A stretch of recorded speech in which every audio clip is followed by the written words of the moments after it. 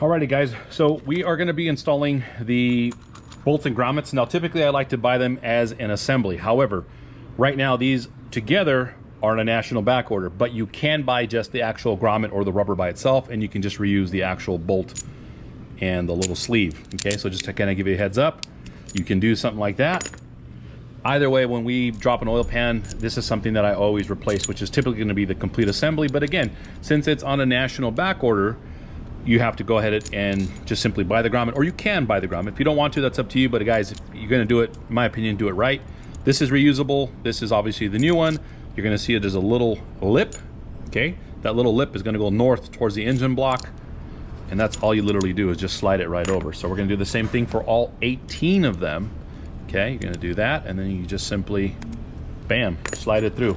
That's it. So you're going to repeat the same process. I try to clean up the bolts as best as possible. Right now we're cleaning up the actual oil pan, and I got to go underneath and clean the south end of the engine block just to kind of make a nice clean surface. And again, I'll show you guys how we do that.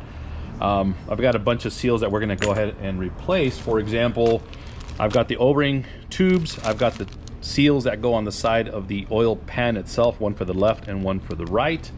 Over here I've got the suction module, the replacement, and then of course I have the oil pan gasket. So just kind of give you a little heads up. So again, even though this is on a national back order, you can buy just the grommets themselves. Hope it helps.